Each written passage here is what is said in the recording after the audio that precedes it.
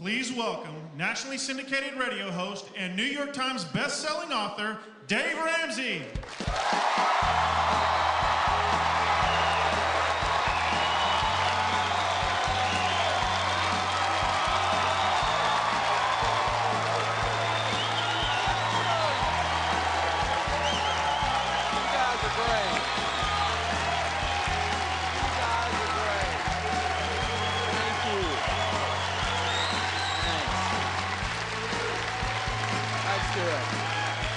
Thank you, guys. Thank you. Thanks so much. Welcome. Welcome to Financial Peace University. Financial peace, two words that don't go together, like airline service. We're so glad you're here. I know some of you didn't want to be here tonight. Some of you, your spouse or your friend or your parents or your kids drug you here against your will. Some of you just don't want any part of this deal. Some of you, if you hear Dave Ramsey said one more time, you're going to kill something. I know you didn't want to be here. I was out in the parking lot a while ago. I saw several sets of heel prints on the way in. You were brought in here against your will. I got to tell you, if that's you, I'm more on your team than that nerd that brought you, okay? Because I have done stupid with zeros on the end. I know what it feels like to have done stupid stuff with money. How many of you have ever done anything really stupid? Raise your hand. How many of you didn't raise your hand have a problem with lying? How many of you are like me, you done something stupid, but you weren't just stupid, you were like enthusiastically stupid. You know what I'm talking about. I mean, it's like you're riding along and the speedometer on the car says, 80 miles an hour. I'm driving, my wife's looking at the map. She says, honey, we're going the wrong way. I said, yeah, but we're making great time. Well, that's what happened to me. I grew up not rich. How many of you grew up not rich? Yeah. And I remember coming in about 12 years old, asking my dad, I said, Dad, I need some money to go down to the Quicksec. We used to ride our bicycles down to the Quicksec over in Antioch, Tennessee. And we'd ride our bicycles down there and get an icy or a Snickers bar or that $4.95 necklace out of the plexiglass showcase for that sweetie. You know what I'm talking about. I said, Daddy, I need some money. He said, how old are you? I said, I think I'm your son. I'm 12. He said, well, you don't need money, you need a job. And I got to learn about cutting grass that year. Oh, joyful. Any of you ever cut grass for some money? See, that's the kind of house I grew up in. If you learn how to get up, leave the cave, kill something, and drag it home. And so when I got out of school at 22 years old, met my beautiful wife, Sharon, and we got started with our lives, we started off broke. Most people start off broke. How many of y'all started off broke? One lady's like, I'm still there. We started off broke, we were eating off a card table, driving a 1902 Pinto, you remember.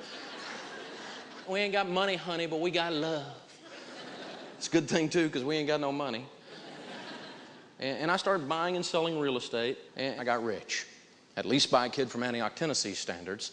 By the time I was 26 years old, I had a little over $4 million worth of real estate, a little over $1 million net worth, and I was making about $250,000 a year. Now, that's fun. That's like $20,000 a month income. And where I come from, that's rich. We were having a blast. I mean, we went to Hawaii and we liked it, so we went back.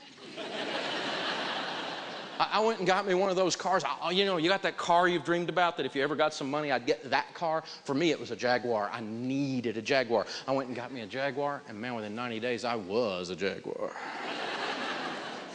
Bought my wife some of those sparkly things, and they weren't big enough, so we got her some more. It was fun. It was fun. Sometimes I hear those people say, all those rich people are miserable.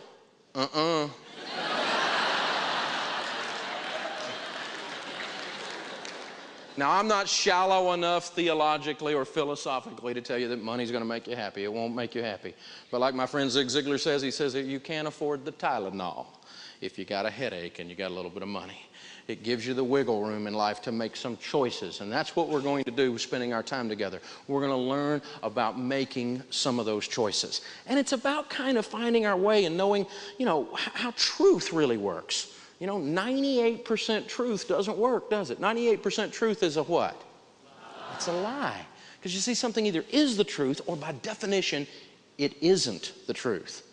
And what happened to me was I ended up having all that wealth and doing all that stuff right, but I did some stupid stuff. I signed up for a bunch of debt, and the bank got sold to another bank. I know that never happens where you come from. They change the signs like off of Velcro, don't they? They change them so fast. And you know, the guys that in another city now are making the decisions, and they looked down and said, hey, there's a kid here, 26 years old, owes us $1 million, and they freaked out and called our notes. And we spent the next 2.5 years of our life losing everything we owned. We were sued a bazillion times. We were sued so much, the little guy with the sheriff's department that brings those little pink lawsuit papers, we're like on a first name basis with the old boy, you know. Sharon's making him cookies, you know, come on in, Harold, you know. We were foreclosed on a bunch of times. We had a bunch of real estate, and we ended up just losing it a piece at a time. And that 2.5 years was unbelievable. I remember standing with the shower so hot I couldn't stand it in my face, and I would just stand there and cry. I was so scared. And finally, with a brand new baby and a toddler and a marriage hanging on by a thread, we hit bottom, and we were bankrupt. I was on one of these TV shows the other day, and one of these talking heads said, so how did you bounce back? And I said, well, you know, really, when you fall that far, you really don't bounce. More of a splat, you know. And so I laid around at the bottom of that mess and cried and whined and moaned and blamed everybody else. You ever blame anybody else when you do something stupid? Yeah, turns out McDonald's does serve hot coffee, you know.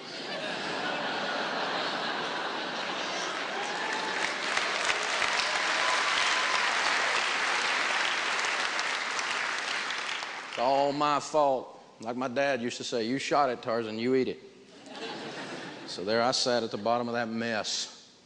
And I decided I was going to learn how money really works. Not what someone's opinion is, not what your broke brother-in-law thinks. You know, I don't want to hear about that. I don't want to hear about your Chamber of Commerce ideas. I'm not mad at the Chamber of Commerce, but I've heard all that garbage. And I got to thinking about it. I want to learn how this deal really works. And I went and talked to old people, old gray-haired people and bald-headed people that had money and kept it. See, I didn't want to talk to young rich people. I've been one of those. I didn't want my opinion. It didn't work, you know. And so I went and talked to people that won, and I started discovering this disturbing thing called common sense. Turns out it's like Benjamin Franklin used to say, nothing's more uncommon than common sense. And I started applying these devastatingly simple, easy to understand but hard to do things to my life, and it started revolutionizing my life. My wife Sharon and I were able to turn around and start walking together again. We had a sense of control, a sense of destiny, and now many years later we've led literally millions upon millions of individuals and families all around the world through these simple steps, through this simple process. And it's not magical, it's really, really hard. There's no big secret. There's no mystical thing here. It's tough. So if you're in this room and you know you're looking for a microwave, you're looking for a get-rich-quick thing, you're in the wrong room. You're in the wrong room. We sell crock pots. The stuff we teach is hard to do, but it absolutely works. But what we figured out is 98% truth is a lie, so you've got to align yourself with the truth. And when we found that, we were able to win. Let me show you what I'm talking about. Everybody stand up for a second.